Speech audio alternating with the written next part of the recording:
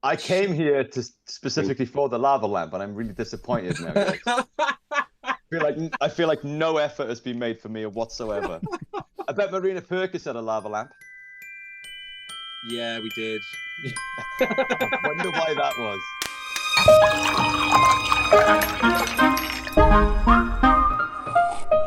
Good morning, everyone, and welcome to another wonderful Sunday roast. We have two wonderful guests with us once again. Let's start with James. James, can you tell us a little bit about yourself for anyone who's unfamiliar with you? Hey guys, well, thanks for having me. It's great to be here. Yeah, my name is James Kennedy. I'm a musician, an author, and a podcaster from sunny South Wales. I host a show called the James Kennedy Podcast. I've had some of your previous guests on as well, such as the awesome Marina Perkis and many others.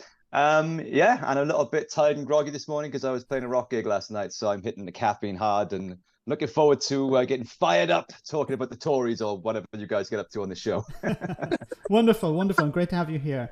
Josh, can you tell us a bit about yourself? Hi, yeah, I'll be talking about the Tories quite a lot as well. So my name is Josh Russell, Josh Forward on Twitter, FWD.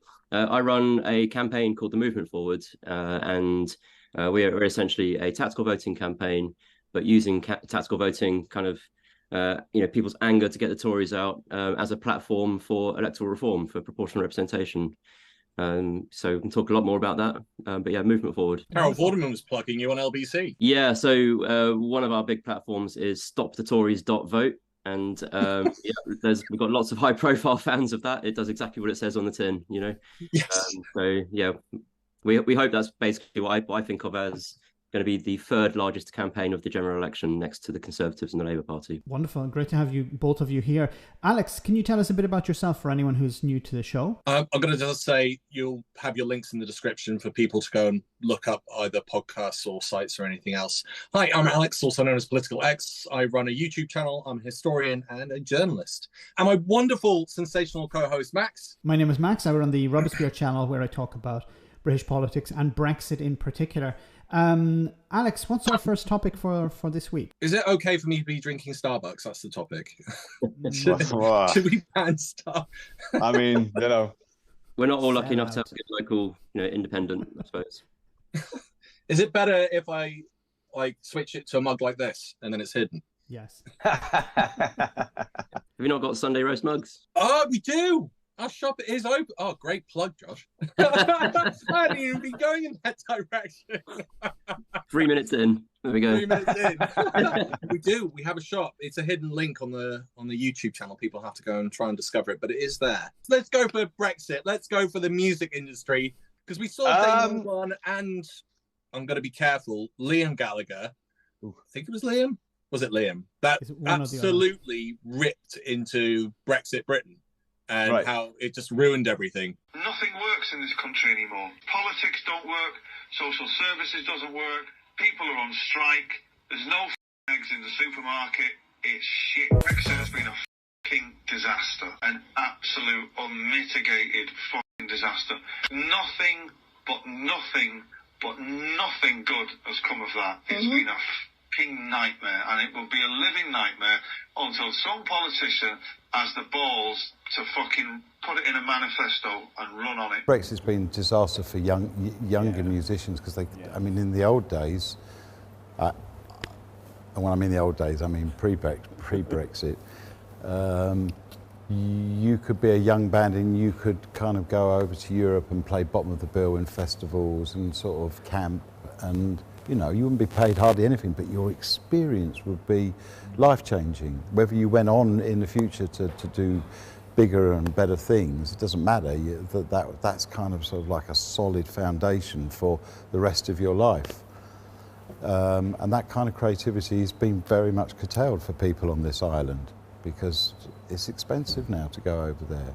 It's not straightforward. You have to pay, for visas and all that stuff that weren't necessary. So it's a travesty.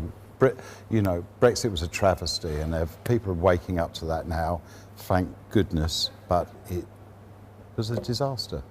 Spiritually, economically, just rubbish. So it was like Blur and Oasis combined. Yeah. United over the hatred of Brexit, yeah. Yeah, that sounds like something Noel would say because he tends to rip about a lot of things. But yeah, it's not been great, man, to be honest. I mean, coming straight out the tail end of the lockdown as well. Obviously, the lockdown trashed, you know, most industries. But I mean, you know, like artists like myself, you know, we literally couldn't work and stuff. You know, like I've got a lot of friends who are like chart topping artists who are thinking about getting day jobs and stuff like that, you know, because, you know, labels make all the money from the, you know, the sales and stuff, the streaming, if there is any. Artists get paid when they're on stage doing their thing. So a lot of guys were coming out of the lockdown and you know, hungry to tour as much as they could, and a lot of bands were also having to honor tours that were cancelled during the lockdown. So there was this kind of surge of touring activity, and then we got slapped with the realities of you know, touring in Brexit, you know, and yeah, it's just difficult, man. In many ways, we're still feeling the ripples of it now. Like I said, because there was that glut of touring, it affected weird things like the fact that you couldn't get a tour bus anymore, because now you have to get one from Britain. And there's only like 2 companies or something that provide everybody with a bus. So the price went up to like 3 times for simple stuff like a tour bus or a driver or something like that, you know, which meant that most bands just couldn't afford to do it. So they canceled their tours, which meant they were still not working. But in terms of like getting, you know, in terms of the mechanics of Brexit itself, you know, there's stupid things like the 90 and 180 rule, you know, where you can't be on the mainland for more than 90 days in 180 days. Which for a band is not the end of the world, because you don't tend to be in one territory for that long anyway. You know, you'll do a few weeks in Europe and then you'll move on elsewhere. But for crew members, you know, whose full-time job it is to bounce from one tour to the next, it's terminated many people's livelihoods. You know, they've had to get jobs. I know many of these people, you know. Stupid things like the carnet now. You have to buy this thing called, I don't know if you guys know, but the carnet. You have to buy a carnet. It's this massive document where you list every single item of equipment that you're taking over with you onto the mainland, including things like drumsticks and stupid shit, everything. And then I think it's to stop people from like selling stuff, because you'd need certain bureaucracy, you need certain paperwork to actually sell stuff. So yeah, I've heard about the same problem for people who want to do shows like trade fairs. Yep. They actually have to have all this documentation, because they have to prove that I'm not actually taking the stuff to the European Union to sell it. Yeah, sorry, James, go ahead. That's exactly what it is, yeah. But you have to itemize everything, and these carnets cost hundreds of bucks as well. So on top of everything else, all of the other, you know, headache of touring now, you know, you've got the hundreds of pounds worth of carnets that you have to have every single time you cross a border. And this takes time, you know. You're on stage in Germany in 3 hours, and you're still stuck at the airport trying to find the customs guy who needs to now check all of your stuff to make sure you're not selling drumsticks on the way there. You know, it's stupid, man. It's just, yeah, it's made it difficult for bands at every level. You know, I mean, we actually did a talk on this in the House of Lords last September with an amazing group of people called Carry On Touring, the Carry On Touring campaign. They put the whole campaign together to campaign against this, and they actually got a hearing in the House of Lords, and I was invited to speak there along with a lot of other musicians, and NME magazine were there and everything, documenting the whole thing. And what became apparent in that is that this affects everybody. Like, I'm good friends with the guitar tech for Iron Maiden. You know, they're quite big. You know what I mean? They're like one of the biggest bands on the planet. And they've been hurt by this. You know, it's like it affects everybody from the large to the small. And it's just so unnecessary. It's so stupid. I mean, music is one of the few things that we do really well in this country. You know what I mean? We fail at so much, like, you know, food and, you know, weather and voting. Tactics, no, but I mean, like, music is one thing we've always been a world leader at. And to think that now that, like, you know, we've just been, you know, cordoned off like this, it's just, I just don't get it. It's just needlessly pointless. I don't know if you saw the clip with the Culture Secretary, Lucy Fraser, who was saying during the transition period as part of the TCA, but that Brussels had actually something on the table which was rejected by Brexiteers. Why? Well, it sounded too much like freedom of movement, so it had to go. But Lucy wants to blame the EU over this. Have a listen. I think it is really important that we get touring musicians able to continue to tour without red tape in the EU.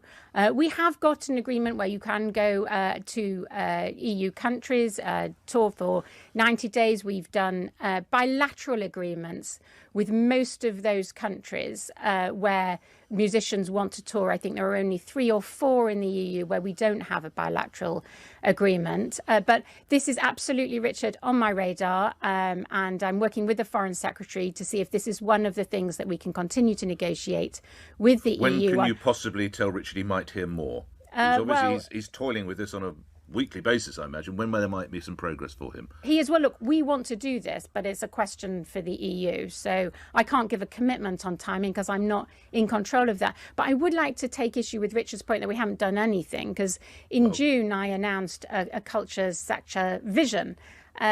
Creative industries sector vision, support for the industry, and within that was £5 million for grassroots music venues, because we do recognise the importance of the pipeline of talent and musicians, getting that support that they need. Right. She was challenged on this. She was challenged on Brexit, and she said, well, we're working through these problems.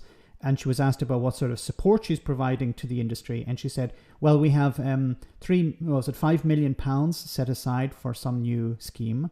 And I was thinking, £5 million. You're talking about a £1 billion industry that's been hit by Brexit, and you're talking about change. We're talking about not chump change, not actual real money. Yeah. It's insane, man. I mean, I feel like the solution could probably be quite a simple one. There could be like some kind of waiver for people that are working on the mainland or something like that, some kind of, Schengen area wide waiver for people in my industry and many others. But hey, that, we're talking about politicians now. That could take decades, you know what I mean? Reducing bureaucracy, wasn't it? And of course all they've done is increase bureaucracy. And you kind of imagine that the reduction of bureaucracy they were really talking about was for them, right? Because what they actually want to do is create laws without the EU kind of overwatching. So that's what they were really talking about, and not the bureaucracy that we have to deal with every day, just engaging with Europe. 100%. Yeah. It was a mad thing. It was a mad thing. The whole Brexit thing. I mean, I'm sure we all agree that it was a mental thing anyway. But I mean, for me, that just leads into a whole area of like, can we be trusted anymore? I mean, should we have been given a referendum on something like that? Can we be trusted? We're too easily swayable, man. I mean, like, you could convince us to vote yes or no for anything depending on the headline. You know what I mean? I don't know. I'm starting to think we need a benevolent dictatorship. I don't think we could be trusted anymore. I think Stephen Fry should be our dictator. Instead of the Stephen King-esque characters that we have now. Yeah. Yes. Yeah. I've got to ask, have prices gone up in musical equipment as well since the cut? Insane. Yeah, everything. Well, prices have gone up on everything, haven't they? I think like the broader economic situation, with energy, and I think that affects everything as well. Then it affects transport costs, it affects manufacturing and materials, and that in itself is. Yeah, I don't know if it's that or if it's Brexit. I mean, I think definitely the fact that a lot of stuff, across all industries, comes via Europe or from Europe, I think will definitely have an effect. But I don't know if it's that or a mixture of the two. But yeah, I mean, everything is expensive right now. My guitar strings are like double what they used to be. It's crazy. No, I was going to say, you got a triple whammy of like the extra bureaucracy with being able to work with Europe. You've got, the falling pound as well, of course, right. And you then got inflation. And like not one of these things solves the problem on its own, of course, but they were all created by basically the same thing. So there's same problem but different solutions. Yeah. That makes sense. I remember because I was campaigning during 2016, against Brexit, and I remember trying to think what is the simplest way of explaining what the value of a pound is. It's actually complicated. People don't get it because a pound's a pound, right? What do you mean a pound can be worth something different? A pound is a pound, right? And I had to kind of like think of memes that involved like numbers of oranges you could buy or something like that, and it's just like, how simple do you have to make it? I think you raise a very, very very valid and interesting point there, because on the Brexiteer side, it was very easy. They were just saying, look, everything's going to be better. Your life is difficult at the moment. Look at all this bureaucracy. Fishermen, they want to fish more. They want to sell more. And Farage and others were able to sell it very easily because they said, look, people were going through a very difficult period. There was austerity. There was corruption within the Conservative Party, disenfranchisement with politics. People were really upset about the situation, and it was very easy for the Brexiteers to say, oh, well, look, we'll just do all these things and make it easier. And it was difficult, I think, for the Remain side to promote the European Union and convince people that actually it's better to be part of Europe. For example, so there is this problem now. Get the Tories out. Could a silver lining be that because of Brexit, that PR could come in, that maybe the Labour Party would embrace PR? Could you actually explain to people who may be not familiar the difference between first past the post and proportional representation? Yeah, so it's probably most important to describe the different outcomes rather than the way that they actually work, because there's lots of different ways they could both work, and we haven't settled on a way of PR yet. But essentially, the idea of PR is that you end up with parties getting the percentage of seats that they got for the percentage of the vote they got. So if the Green Party got 6% of the vote, they should get 6% of the seats in Parliament. That's essentially it. That's the whole thing. And then there are several different ways of actually designing your electoral system to make that happen.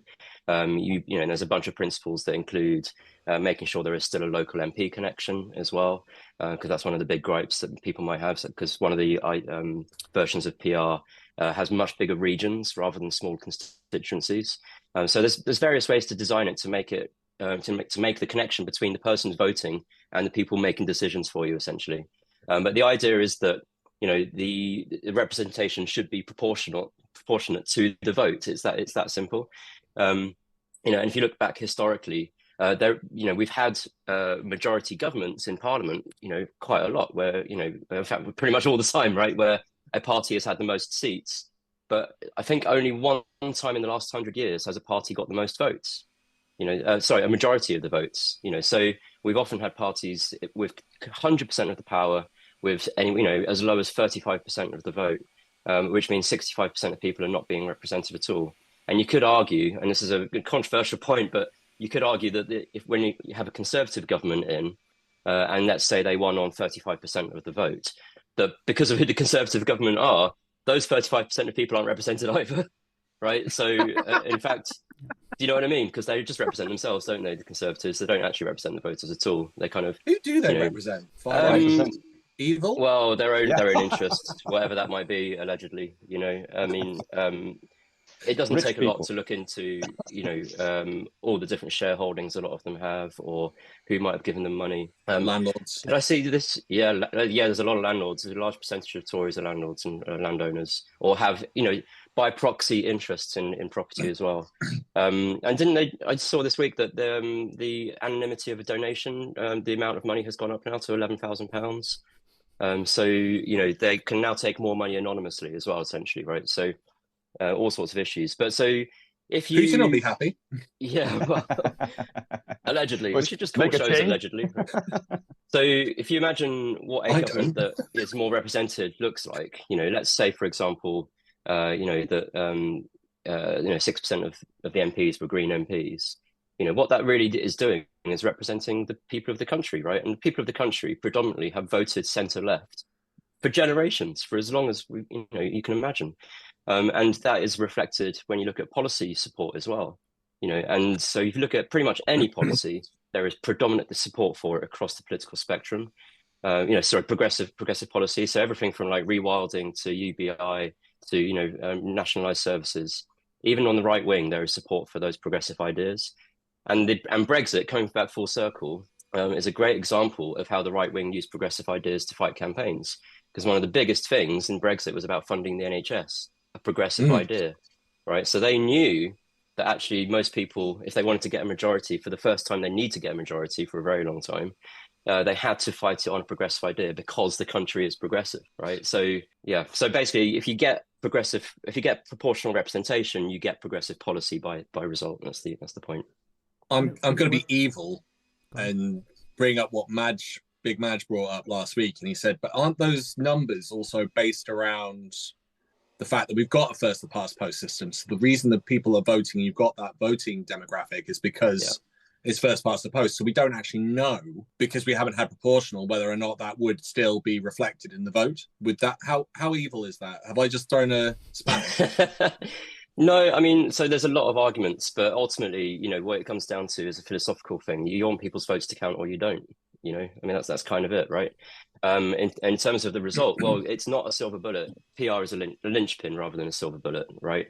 We also have a huge issue with our media in this country, because the right wing are able to win because the media support them so much. Imagine if that all just disappeared. Like the Tories would be a single-digit percentage party, wouldn't they? Right? Isn't that what's happening? Precisely. So it's actually a reflection. So things like tactical voting are a kind of preview reflection of what might actually happen, because it is about being able to distribute a vote in a more honest way in terms of what an outcome is that people want, right? And a lot of people whose votes don't count start to count, and so they get used, and that's what happens in PR as well. The way you know your vote doesn't count is if no one comes asking for it. And when was the last time someone knocked on your door asking for a vote? It would potentially eliminate the idea of safe seats as well, because you would have more people running and more people having a chance of getting a vote. But also I like the idea of PR where you have at the moment many people say, okay, I'm going to hold my nose and I'm going to vote for the Labour Party even though I disagree with Keir Starmer because I need to get the Tories out, and I fully agree with that. But it's not good in the long term, because it convinces people that I'm voting against something and not actually voting for something. And PR would allow people to actually vote for I'm going to vote for this candidate because I believe in this candidate and I think this candidate represents me, instead of I'm voting again. And I think this is a big problem for the Labour Party. If they don't bring in PR, they run the risk of people voting against them at the next general election, and the Tories are back in again. Anything could happen at the next election. But sorry, Alex, just to come back to your point there, this very idea of the tension between I'm going to hold my nose versus I want to vote with my heart, right? Tactical voting is a horrible thing we shouldn't have to do. I really hope this is the last time we have to do it. Yep. But the very reason we're using tactical voting as a platform for the campaign is to get that exact point you just made into the narrative, right? So tactical voting to get the Tories out, absolutely, but let's make it the last time, because we shouldn't have to do it, right? We should be able to vote for who we want to. And I did see a poll that someone big on Twitter did, so it's not a very scientific one, about who you would vote for under PR, right? And the Green Party goes like this, and I think it would result in about 100 Green MPs, just on a very unscientific poll. But when people's votes start to count, they really do vote with their heart, right? And you have a very different shape of the country. Sorry, Alex, go on. Where does your heart lie, James? Because obviously we were talking off before we came on about you having support for certain parties. Who do you vote for in Wales? Can we say Wales anymore? Should we actually just change that? What do you mean? What do you mean? In what sense? It's called Wales. Yeah, you can say Wales. But isn't there Jacob also the Rees-Mogg Welsh? Considers it an English county, but I don't think we're down that road yet. Jacob Rees-Mogg considers it a garden. Yeah, a region of England. Yeah. No, I technically it 100% is. agree with you, Josh. I had Make Votes Matter on my podcast. We did a whole episode explaining about proportional representation, and I think that until we have that, we're not really truly living in a representative democracy. We've got two parties which you couldn't get a Rizzler paper between. Really, they all represent the same 1% of rich. I nearly swore that. Hey, look at that! Look at the self-control on me. I swear it makes up half my vocabularies. This is very challenging for me. Yeah. I mean, if Labour do one thing, I detest Keir Starmer. I'm an old traditional Labour guy. Tony Benn is my hero. I hate Tony Blair more than I hate Margaret Thatcher, which is a lot of hate for a Welshman. I loathe Keir Starmer because he doesn't represent Labour. We don't have any ideological spectrum anymore. They're both kind of representing the same people, which is not any of us. But if they do one thing, if they bring in PR, then that would change everything, because I'm a member of the Green Party, but I'll have to vote Labour next time, not because I like them, anymore. I used to, but Green is where my heart has been for many years now. But I'm not going to be voting for that party. I'm going to be voting for whoever I know can get the Tories out. And as exactly as Max said, I'm not voting for something, I'm voting against something. And that's not democracy. And the Labour really, and under the Keir Starmer, are they really going to represent true traditional Labour values that benefit regular people in this country? Of course they're not. So the reason I brought up the word Wales is because that's Anglo-Saxon and it means foreigner. William is now the Prince of Foreigners, and that's why Cornwall is Cornwall, because it's corn foreigners, Cornish.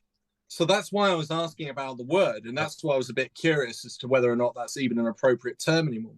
How's the Senate voted for? I've forgotten, because Scotland got the mix of first past the post and proportional, How's the Senate voted for? Is it proportional, or is it just first past the post?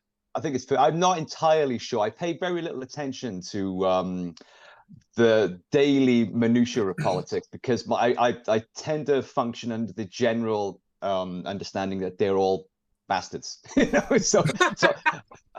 Until we've got general, meaningful, systemic change, like proportional representation generally across the whole, national voting spectrum, I pay little attention because I find that much of the detail is meaningless, really, in the grand scheme of how it affects people's lives. So, and the Senate, I think, is pretty much a boys' club from what I can tell. So I pay very little attention. So I don't actually know. Guys, pretty entertaining. At least he's got like some gusto about him more than what I've seen with like Starmer. Not difficult though, is it, to have more gusto than Starmer? Let's be fair.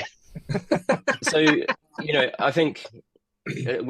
Because we're promoting tactical voting, it's all about voting something out, not voting something in. So, we get called out, oh, you must be paid by Labour, or the other side are like, oh, you must be getting paid by the Lib Dems. No one can decide who's paying us, but we're a bunch of volunteers. No one's paying us at the moment. But so voting against something is horrible. But I also set this baseline, right? Because the other argument is that they're all the same. And, saying that they're all the same is actually part of the right-wing strategy to reduce turnout, right? And of course, they're not all the same. There are people in the Labour Party that are amazing, but a baseline, I think, is that, Labour will be better. And even if it's just in one way, and that is that we can have a dialogue with them, a true dialogue as a country, which we absolutely cannot have with the Conservative Party. So even if it's just that, it's worth it. I think it'll be a lot more than that. I think they will be better. The challenge and the thing about representation is, will they be better enough, right? Will they actually represent, the desires and the aspirations of the country? That's the real thing. That I think that, first past the post, ironically, which, a lot of people say, oh, both the big parties really love first past the post. But first past the post, actually, for the Labour Party, has to keep them treading a very thin line between pleasing a lot of people on the right wing as well, weirdly, and under PR, I don't think any party would get a majority under PR for a very long time. The whole landscape would have to change. But would they be the biggest party with the most influence? That's very, very likely, and at the same time, they would be pulled to the left with a larger Green representation, probably a larger Lib Dem representation, which weirdly are more left in quite a lot of ways as well. So in the fight for proportional representation, I simply say is just a continued fight for representation. Different people have won their vote over the last hundreds of years, but some people's votes still count more than others, and so we're still in the same fight. It's quite strange because in some ways I probably would have voted for the SNP, which is also quite weird because obviously they wouldn't want to branch out of Scotland, but if there was a proportional representation, I've liked their policies more than I've liked, or Green. So I'm gonna give you all a magic wish. What type of system would you create if you could wave your magic wand and create this new system? How would it look? So, you've got the monarchy, you've got the Lords, you've got the Supreme Court, you've got the Commons, you've got the PM. What type of system do you think you would come up with? And Josh, I'm gonna throw it over to you first as you're leading the charge. Do you want the whole ecosystem, or do you want just one or two things? A brief overview. So I might take this in a slight bit of a tangent, but I used to work in the Government Digital Service, GDS, which was part of the Cabinet Office. This is back in 2010 to 2012, so quite a long time ago now, but GDS, makes gov.uk, the new website, right? Everyone remembers that a new website started, so I was part of that team, a few hundred people, so, not a core part of the team really. But the part I was involved in was procurement, right? So I've got a background in government procurement, weirdly, which is quite a hot topic at the moment. But so the government website is kind of like this front end to the services that government delivers, right? And government, if you kind of like, reduce it down, that's all it does. It just delivers services to its citizens, sometimes that's giving citizens money, sometimes that's building roads for citizens, whatever it might be. And of course, non-citizens that are here as well. So there are, it's not just the citizens of the country. And at GDS, the Government Digital Service, what we were really trying to do was make sure that those services were fit for purpose and were doing their job, and that they were efficient and that they served people's actual needs and that kind of thing, But ultimately, you're given a policy. You're not actually, looking at what is needing to be done in the country. the policies are given to you by the government of the day, and so however much better you can make the service, if the policy is shitty, then unfortunately that's as far as it can go, right? And so what I would really like, and this is what a lot of people talk about when they talk about a second house, is a proper feedback system that actually represents what people need from a policy point of view. So whether that be just literally data and research that would come from delivering a service, or from panels of experts, that kind of thing, but something that actually says, how do we measure if government's doing a good job or not, and not just financially, and how do we feed that in a proper cycle about how we deliver what government does for people? So you kind of you reduce the ideology and philosophy that comes from policymaking, and you increase the actual true measurements of whether government is doing a good job or not. Because how do we know at the moment whether, you often know only when it hits the headlines that government's doing a crap job, right? But how do you know government's doing a good job? It's quite a different thing, and the money is just abstract. So that's a really hard thing for people to wrap their brains around. So I would say a feedback loop of true needs into government, I suppose, would be one of my big things. And I think that comes from representation as well. So you keep the Commons and make it proportional? Oh, don't put words in my mouth. No, I think the Lords needs reform as well. Obviously, I probably would get rid of the monarchy in some form as well, because as we saw, Charles basically bored to be there the other day. Not really wanting to say anything. He was saying, "What is the point of him if he can't actually stop things?" And we saw that with the Queen and Brexit as well, right? So I think make a last generation of royals just like a last generation of smokers. No more of them. You have to be a royal outside in the rain. If you're going to be a royal, you've got to go outside, right? It's just like, I don't think they even enjoy it really, do they? Like look at we're all over it. Andrew enjoyed himself quite a bit, didn't he? Yeah. Well, and that's come up. That came up yesterday night. A senator. The only reason I bring it up because it came up last night. A U.S. senator has put a information request to Epstein's estate for all the flight logs.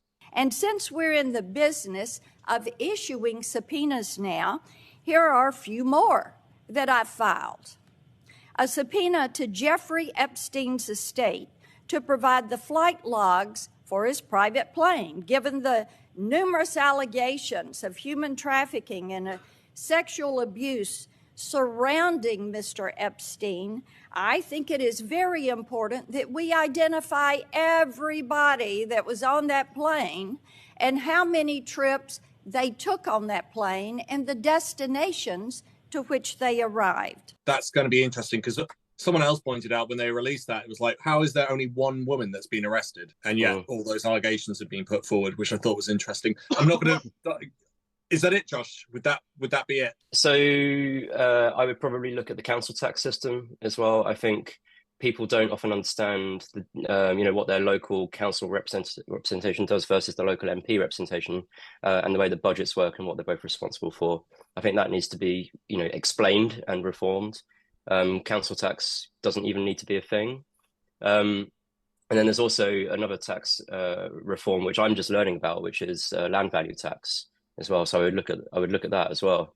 Which I think we're going to come onto the housing and land tax. I promise that will come on. No, well, I'm an old school traditional Labour guy, so I mean, I'm simple, man. I think like we should have true representative democracy. I think proportional representation is a big key for that. I don't think you can truly call yourself a democracy when you got dudes sitting in gold hats, they cost more than most people's life earnings, you know what I mean? Mincing around in some golden robe. I mean, come on, what is this, a fairy tale? The monarchy have got to go. Come on, grow up. The House of Lords, I know there are arguments for keeping them, checks and balances and stuff, but really they're not elected. They should go.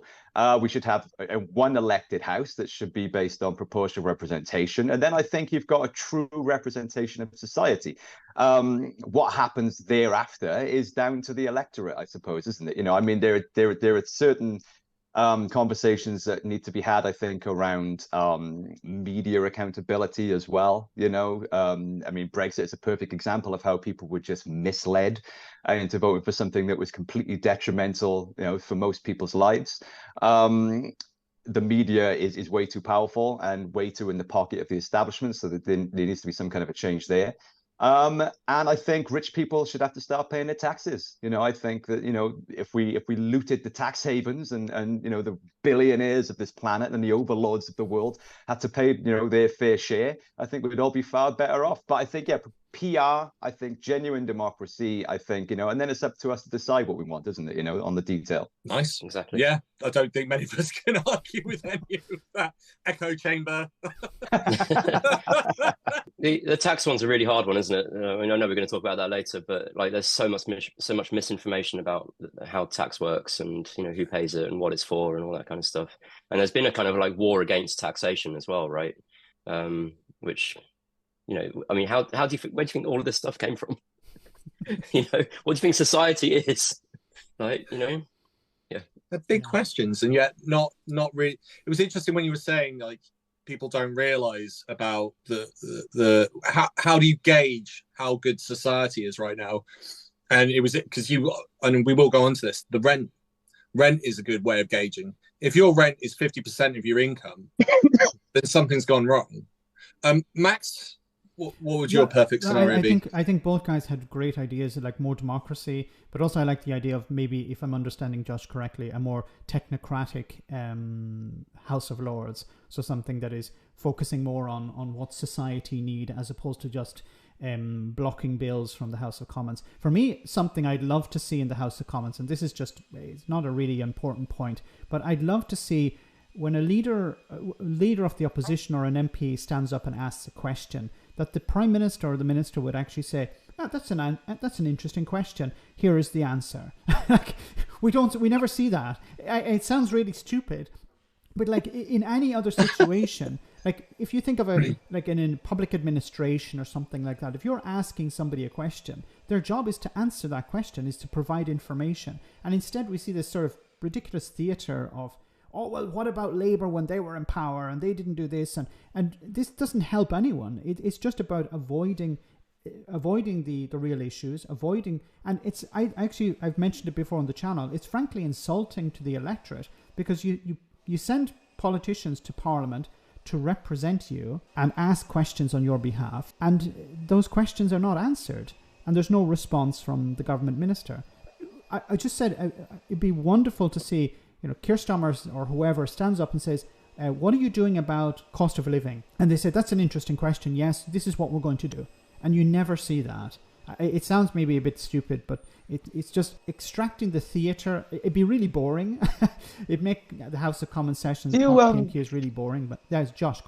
James, go ahead. I'd be interested. I'm going to put a question out to the floor. I've not processed this myself yet. I have no opinion on it or thought about it. But just as you were talking there, Max, I was thinking, do you think that the arrival of AI could have an influence in taking some of the bullshit out of parliamentary, tit for tat and stuff like that? If AI had some kind of influence, because AI is not subject to greed or ego, it's fact based. Could I'm just thinking of this on the spot now. I don't know if you guys have pondered this before, but are there any conversations around the influence that AI could have in political discourse, or do you think it could have a role? No, I think it could have. I'm just thinking just on the fly, and I'm thinking, something where, for example, the Prime Minister is speaking and you could have a ticker on the side which is fact checking.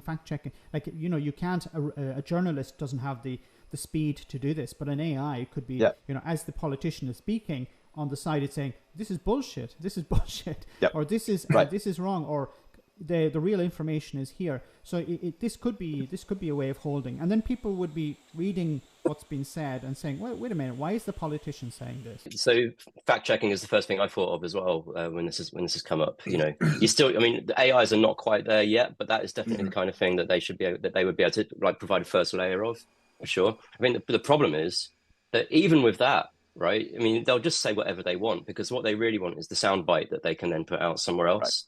Right. So where would you put that clarification? Would you just put it on Parliament TV, or would you force the Daily Mail to put it next to the headline that they then write about it? So I think there is no silver bullet to any of this stuff. I think you need to create layers and layers of accountability, essentially. AI is a tricky one for that, because it's only good as the data that's put into it. And during the conference that was held at Bletchley Park, there were comments suggesting that AI was showing elements of racism. And you're going, right, that can only be down to the fact that someone has been, either it's gauging information that's been plugged into it, and the information it's getting is probably, it must be getting I don't know where that info comes from and who's plugging it in. But let's say it just gave a large, broad base of information. It could literally be looking at far right material and thinking that there's some sort of scientific evidence to back it up, because they'll claim they've got scientific evidence to back it up, which then allows it to think it's racist.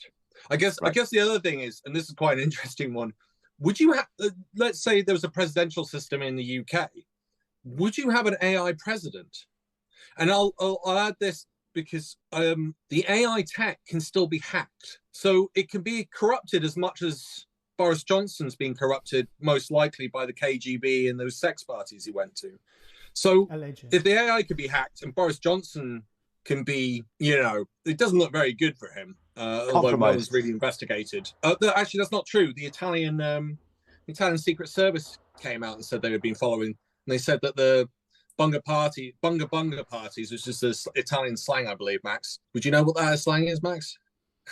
Have you been to a bunga party, Max? Is not yet. Max. What's happening in there, Max? Come on. But the Italian Secret Service have come out and said, or ex-members of the parliament who have got the reports from the Italian Secret Service said, that house that he went to were for sex parties, and it was people have cameras and mics everywhere. So then you go, well, what on earth has been going on with Boris going there? He's a moron. But anyway, the point is you can get corruption in both the AI technology and corruption in politics. So does that work? So the real question is to all three of you, would you have an AI president if we had a presidential system? Do you think it'd be better than having Boris? There is so one of the Isaac Asimov short stories in I, Robot is all about this. And I won't spoil it, but the real question is, do you want people to know that it's an AI or not, right? And it goes back to the training again, because in the Asimov story, the robots or the AIs are benevolent, of course, but they're keeping things just where they should be. They're not trying to create a utopia, and they're not in control, as such. But they're just kind of like tilting the scales here and there to push things in a healthy direction. But the point is, as soon as you know that, right, then it's like waking up from a dream, isn't it? It's a little bit jarring, and you kind of have all sorts of different feelings about it. And so knowing it is the thing. Would you want to know or not?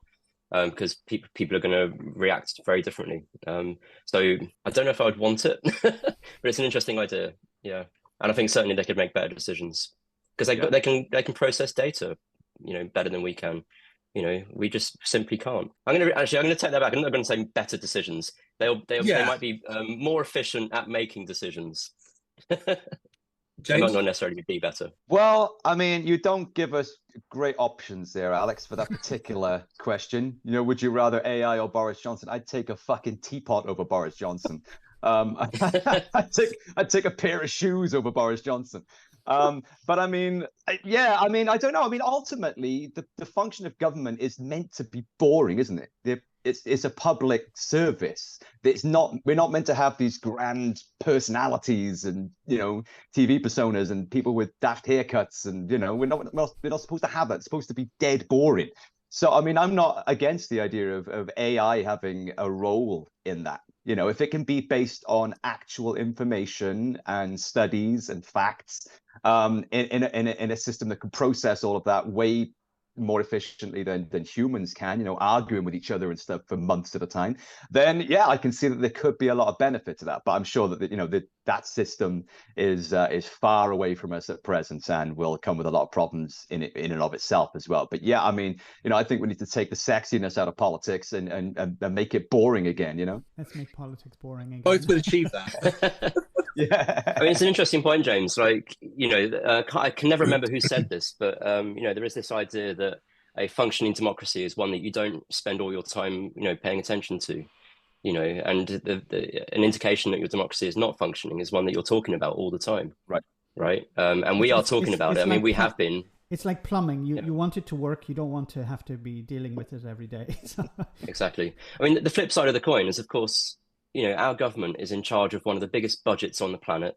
and can literally make decisions that could empower us and make society incredible, right? So government could be incredibly exciting in that from that point of view. But also, it should just get out of the way and like facilitate us getting on with our lives, Yeah. And I mean that not in a kind of like Mad Max libertarian kind of way, but like it could be looking at what could make our lives better and just be doing it without making a big fuss. Yeah. More of a Star Trek way. Star Trek, not Mad Max, 100%. If it was a binary choice between those two things, yeah, absolutely.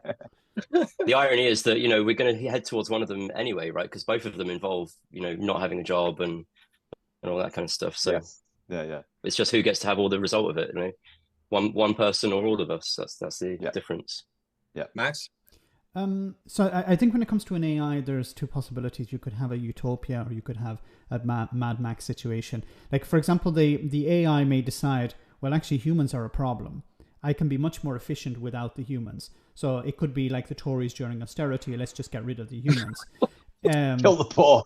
Yeah, exactly. But on the other side, it could, an AI would look at, okay, we have these problems. How do we resolve them? And it wouldn't be looking for votes. So maybe I'm exaggerating here, but it'd be almost like the European Union. What does the European Union do? The European Commission looks at places that are deprived and it sends money there because that's what's necessary.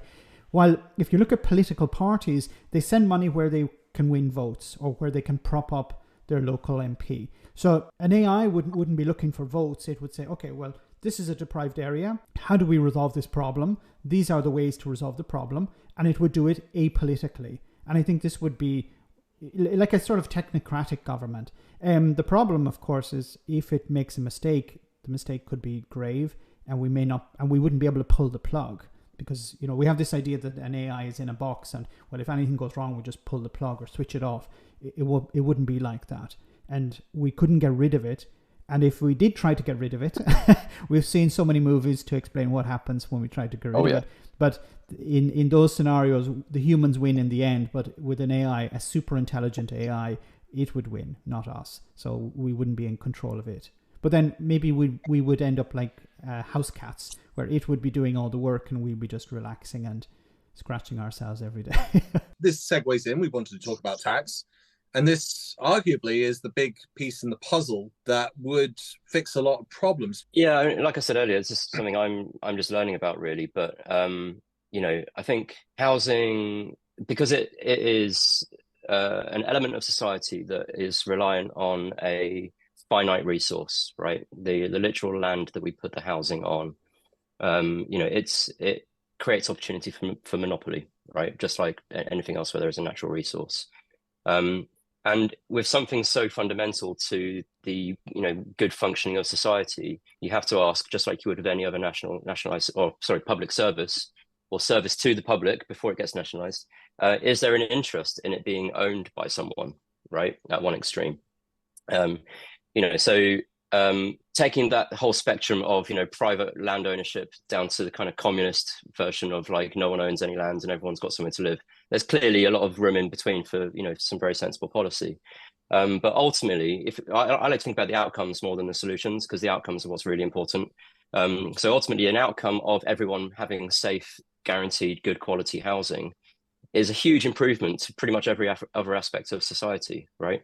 If you look at a lot of the things that the Tories have been, basically, or any right-wing government basing policy on, it's all about, crime and order and all this stuff. But they never actually want to solve the real problems that, create the crime in the first place. And housing is a huge part of that solution. A lot of, crime happens because people are so desperate, right? Give someone somewhere to live, and it just removes one of the hugest, stresses on someone's lives. It actually is the first step towards, everything else that they can do. So it might be going back into education or getting a job or, getting healthy, or even just having an address so they can vote, right? That kind of stuff. So housing is kind of like, it's again, not a silver bullet. There are no silver bullets, but it's almost there. Right, you solve that, and you solve a lot of other things. There's this video that I share quite a lot by someone called BritMonkey on YouTube. I think it's called "The Housing Crisis is the Everything Crisis," And if you start to think about housing in a much more kind of systems-based way of thinking about how housing fits into everything else in society, you can address ecological problems as well. So you've got the economy, the ecology, and society, and kind of personal and people's personal development and issues all start to get solved at once. If you're thinking about, what society genuinely is, right? It's people working together essentially to do things like, use the economy of scale, right? I'm going to go and farm some chickens. You're going to go and make some shoes. I don't have to worry about making shoes because I can trade my chickens with you. That's the basis of society. We're still in that. And what you get from society is community. And what you get from community is things like safety, right? And, companionship and all that kind of stuff, right? Housing creates community. And so you've also got to think about, not just housing as houses, but as homes, as part of a group of other people's homes, and what that's really like as well. And if you look at, the non-existent, but also quite existent Tory housing policy, it's basically kind of like, can we get Barretts to build some cardboard houses somewhere in a field? They're not actually thinking about what it means to live in a house. What a house is. A house is a home. It's not just a number. So when they say we're going to make a house or 1 million houses, that's not the point. That is just such a superficial, non-important measure. It's like, are they going to be good houses? For the environment, for the community? Are they actually going to deliver what people need from a house? A really big one is mobility as your situation changes, right? What about getting married, having kids? When you're living in a one-bed flat somewhere, they think, oh, that creates a market.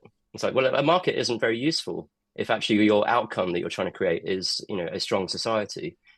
Just make it easy for people to have the housing that they need, depending on their situation. And that comes down to probably not a personal ownership of a house in some way, but there are other models, and like we tend to think in very binary terms. And when we say, people don't own their houses, oh, right, well, then the government must own all the houses. But again, no, there are lots of different models for this. Housing cooperatives are a thing, for example, where you have collective ownership over several houses.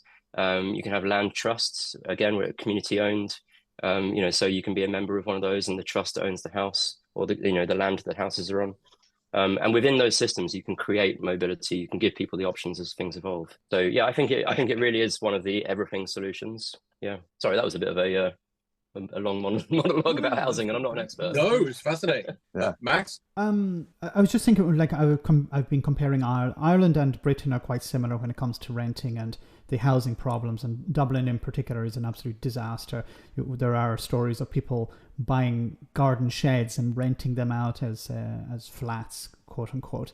But something I've noticed here in Italy is, for example, there are very strong protections for renters. So, for example, there's a 4-year and 8-year lease, in a sense, where you're guaranteed a roof over your head for the next 4 years at minimum, and then it can be agreed with the landlord, for example, after. And this is in private renting, of course. There are other models available, but as most people are private renters, I think security is a real issue that many people have. Like this idea, this a couple of weeks ago, I think it was, there was talk about getting rid of Section 21, where in the UK, where landlords can just kick people out for no fault evictions.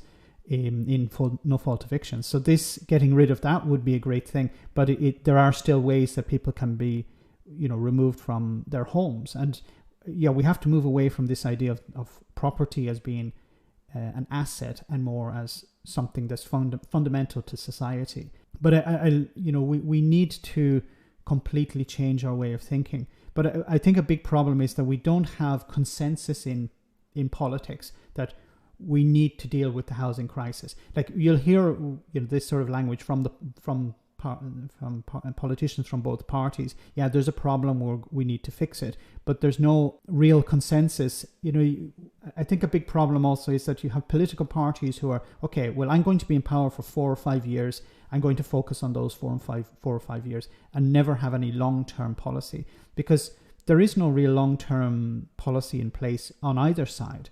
It's all about short-term fixes.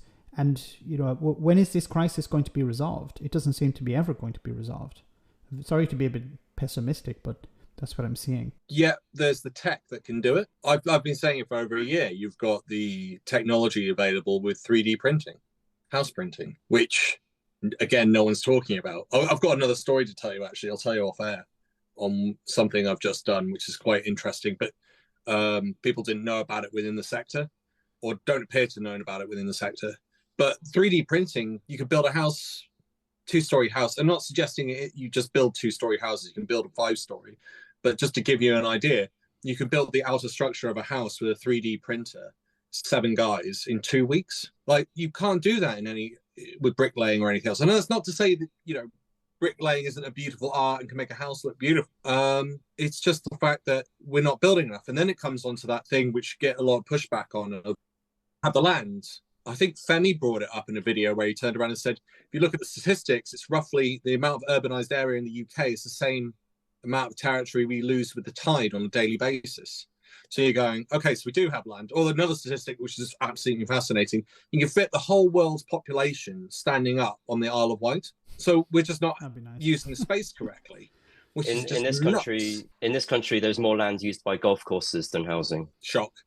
It's all. But I mean, the whole thing's for the wealthy. You're going to hate me for this, and I'm going to say this caveat before I say it. Even a broken clock is. I can see you all adjusting your headsets, like getting ready to hear. Brace. Yeah, come on. Even a broken clock can be right twice a day. It looks like the Tories haven't been able to get rid of freeholds, but they're phasing it out. So now any new builds, you won't be able to have a freehold. The freehold system alone is horrific. Like, you have no control over your property. If you've bought an apartment within a block and someone else owns the freehold, the freeholder has almost unlimited power over you. And if you want to challenge anything, let's say, I heard a friend of mine told me this. The freeholder wanted to renovate their block of flats, which I think has 10 flats in it. And he wanted to renovate the internals and the externals. And he was charging $25,000 per flat. And they've now had to take him to court to be able to resolve this because that fee is so ridiculous. And there's workarounds. BBC did a program on it. If you're a freeholder, if you have your freehold company and then you set up a separate company, you can bill yourself for the work. You can bill yourself for the management of the property and say, I'm going to take £1,000 cut, £10,000 cut. That alone is There's also the problem with the freehold where it comes to like the time on the freehold. So there are freeholds for 99 years, there are freeholds for 25 years, freeholds for 999 years. And you can use that to manipulate someone who wants to buy the property or sell the property. If you don't pay that bill, they can remove you. So you don't actually own your property despite having a mortgage. Work that one out. So this is one of the arguments that people make against co-ops, right? Is that you don't own the property, but actually you just happen to be in both roles. You are both tenant and landlord at the same time, right? So you are the one that decides whether there is maintenance needed.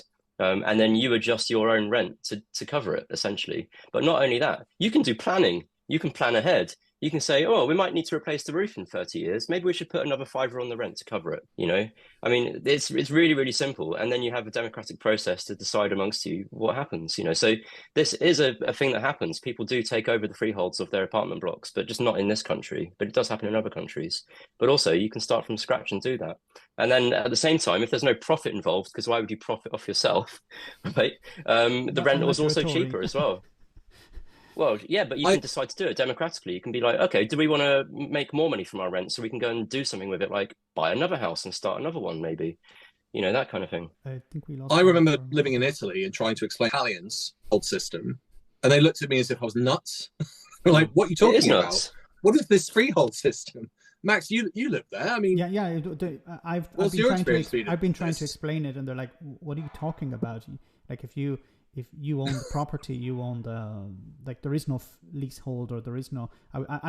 I don't fully understand it, so it's very difficult for me to explain it. James, what we didn't get a chance to get your take on it. What's your take on housing? Well, obviously, housing is a human right, isn't it? It's not a house, it's a home, it's shelter. And it's just one of the many things about this country right now that is just in need of drastic and dramatic and urgent repair. And I think all of the solutions, like Josh has alluded to, many of them already exist. We kind of know the answers to all of these questions, but we are just trapped into a burning high-speed train that's being run off the end of a cliff by a bunch of madmen. And until we get rid of those guys and we have systemic democratic change, I don't think anything else is going to change. Any of these other things are going to change. So we know the solutions to all of these things. They need to be attended to urgently, but it's not going to change as long as we got these guys in power. So we got to figure that out first, I think. But I don't think Labour are going to fix this, because Starmer's already come out, and I think he said over 10 years we want to build 1.5 million homes. You go, right, so that's 150,000 a year. But if you look at charities, homeless or involved in homeless charities, or charities involved in housing, you'll find that they're going, no, we need 400,000. And then you get on this bigger problem.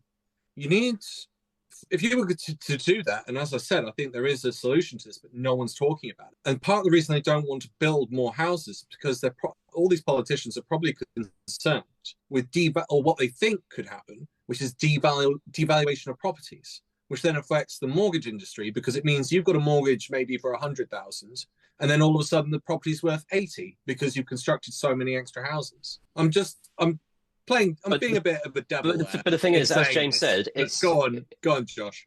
Well, the thing is, as James said, that house is still a home.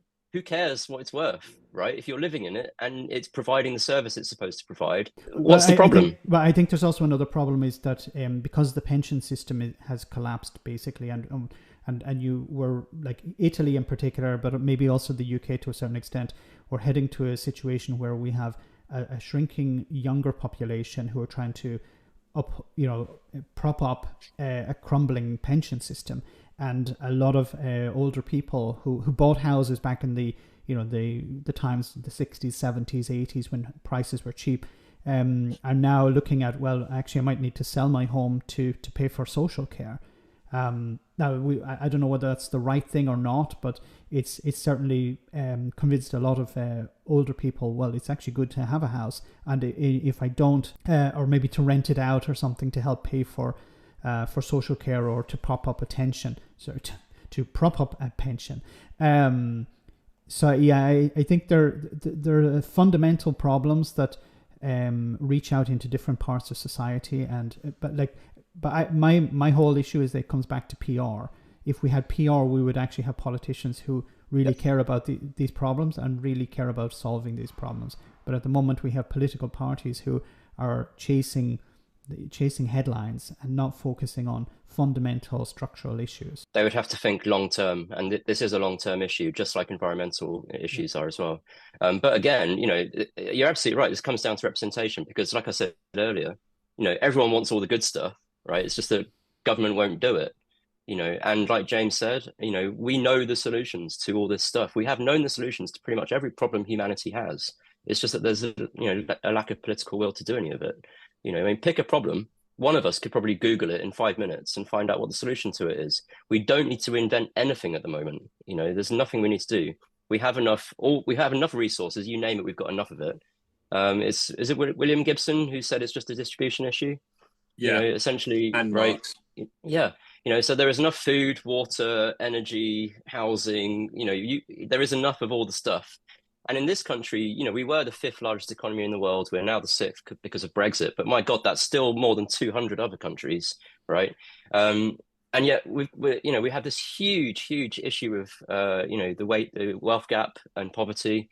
And it's like, the right wing would just say, oh, the country's full, or there isn't enough money. It's like, well, hang about. If it's all about the economy and everything you're trying to do is growing the economy, but the country isn't benefiting from that growth, then I'm not convinced that's a good idea. You've got to relate these two things together for it to be meaningful. If we're one of the richest countries in the world and yet everyone feels poor, what does that mean? It's meaningless, absolutely meaningless.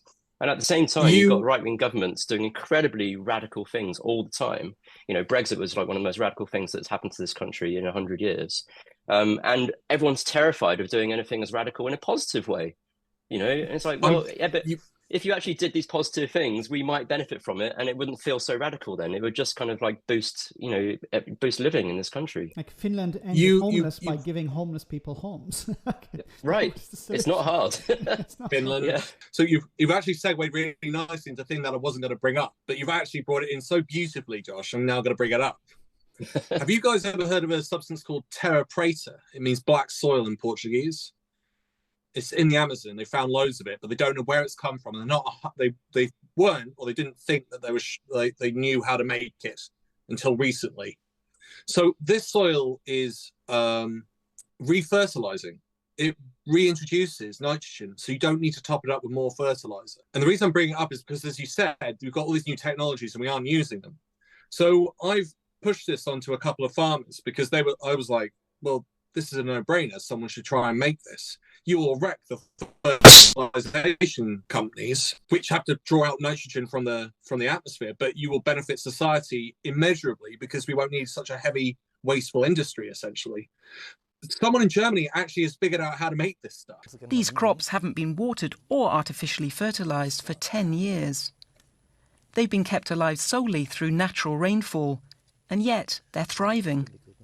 The secret behind this apparent miracle is a layer of terra preta on the ground.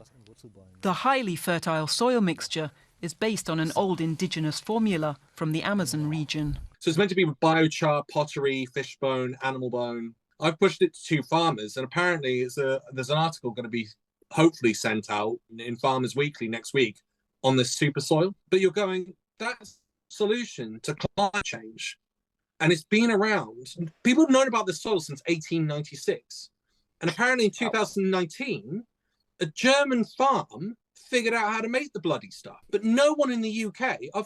So one is quite high. One farmer I know is quite high up in the farming industry, and another one is his farm is very much driven towards environmentally friendly solutions for their farm. Never heard of the stuff, and you're going, how on earth have you not heard of a substance that would literally reduce cost in your farm and solve all problems? And the farm in Germany was showing that they'd planted the soil in this area, and it was still growing marrows like the size of your body. 10 years later. Wow. No one had to reintroduce fertilizers to it. And you'll go, and this is the thing with 3D printing. Why is that not being done? I'll point out this. Athens used to give their citizens free housing. And a lot of these people look back at those classical points in history. I'm just going, if they could do it 2,000 years ago, what's the difference now? Yep. But it was on a final point, I promise I'll end. Mog got ripped apart this week over his stance on the Israel-Hamas thing. I'm not going to go into detail about that, but the guy ripped him apart. I think his name is Barnaby. He pointed out that and Mog didn't have a response to this, but it summed him up perfectly, a hierarchical Christian. He thinks that there should be this pyramid of, there's the really good Christians like Mog and Boris and all the other conservatives, and then there's that rest. And it's like, that's not quite what Jesus said. But Barnaby said, I'm not going to be lectured by a hierarchical Christian like yourself on how society should be run and the problems in other countries, because you've caused most of these problems. And I think that summed it up pretty succinctly. And it is what you said. It's social Darwinism within society that exists, that they think if you're poor, you deserve to be there. And if you die, that's the natural way of things. And it's brutal. But I mean, look at Suella Braverman's comments this week. It's up there with National Socialism. So this is one of the things that actually sets humanity apart from other life on this planet, right? Is that we're able to think of ourselves collectively, in a much more kind of future planning kind of way. Right, we are able to think ahead, not just in obviously animals work in communities as well, right? But they don't think on a global scale. They don't think about their impact on society and the planet. We are able to do that, So this whole idea of survival of the fittest, when you're bringing things like economy of scale and the microchip, and all that kind of stuff. I mean, it's just a completely it's not only antiquated, it's actually kind of. It's almost it's not Luddite, is it? But it's purposefully designed to make us kind of not progress, right? It's regressive thinking, Spartan. Yeah. I had a guy on my podcast called Professor Richard Wilkinson, who wrote a book with his wife, who's also a professor of social sciences, called The Spirit Level. And they did this really deep dive study across the whole planet, and they looked at countries that had varying levels of inequality. And what they found was that if you pick any metric, whether it's crime or teenage pregnancies or drug addiction or depression, pick any single metric, and you'll find that in unequal societies such as ours, you'll have all of that stuff in swathes. But magically, as soon as you make society more equal, like many of the Scandinavian countries are doing, you'll find that all of these social ills magically disappear. So and that's been proven in study after study after study after study. So it's indisputable that a more equal society is provable by science to be better for absolutely everybody that lives within it. So the idea of social Darwinism is, it's been proven to be wrong. Including the rich, right? If you actually solve poor people's lives, rich people's lives get better as well, ironically, right? But they don't think like that. And putting the onus on us, right, saying it's essentially survival of the fittest, and if you don't deserve housing, you don't get to have housing, is essentially saying, I don't believe in society. That's literally what they're saying, because society, is the idea of bringing everyone up to improve everyone else's lives is fundamental to what society is all about. Why? Imagine this is. So a lot of people on the right wing would say, "Oh, I want a business leader to, run the country," and that didn't work very well with Trump, did it? But there are analogies that work, right? Why would you not train your workforce? Why would you not make sure that they could get to work easily? Why would you not, have a safe place for them to work in, right? All those kinds of things, and it's like. You look at the country, it's like, why would you not educate people, right? Why would you not, because it's going to help your economy, isn't it? Yeah. And forcing them to do it themselves is just like anti-growth.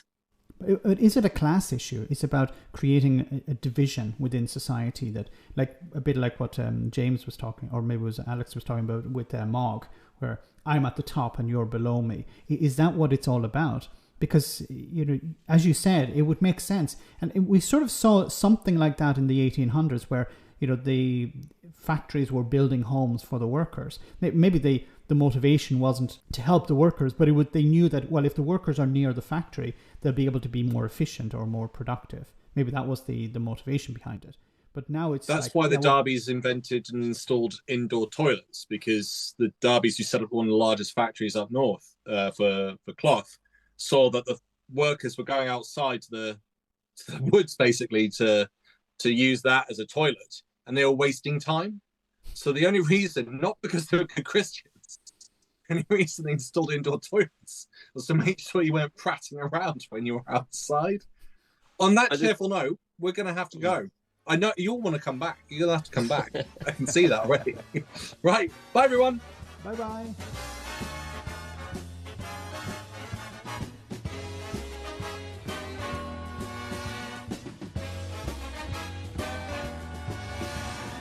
Tune in next week for another exciting story from the files of Police Squad.